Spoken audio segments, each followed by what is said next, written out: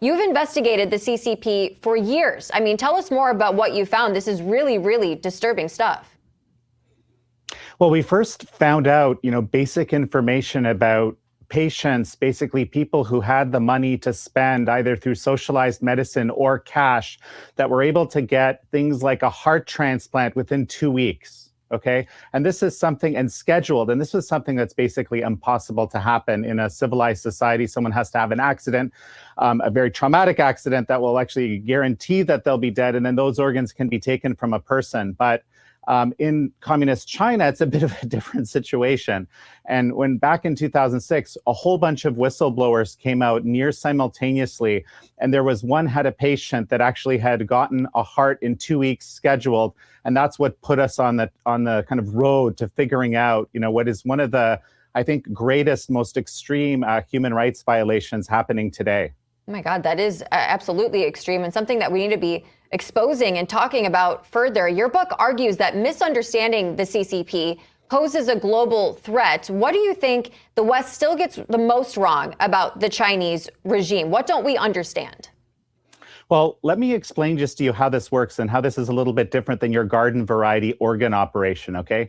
Basically, you have to have a state actor. You have to be able to push propaganda into a system and dehumanize a whole group of people. Then you need to be able to incarcerate that group of people. Now you can blood type, tissue type them, and organ scan them, and they're basically put in a database, okay? And that's why someone on this end that's got 200 grand to pay can get an organ in 2 weeks, because the person on the other end is ready to be killed to order, basically incarcerated, ready to be killed on demand.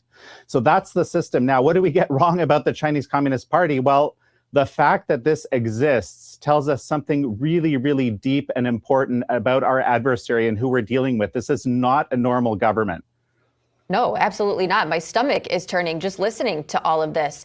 For viewers hearing about these atrocities for the very first time, what evidence should they pay the most attention to? What do you hope that they take away from your book, from all of this information that we've been discussing? Well, the evidence, the one piece is there's a paper in the American Journal of Transplantation 2022 where they found at least 70 violations in the published Chinese transplant literature, public, right, of violations of the dead donor rule, meaning that they've published evidence that the people in these studies were killed by actually having their organs extracted. Again, that's publicly available.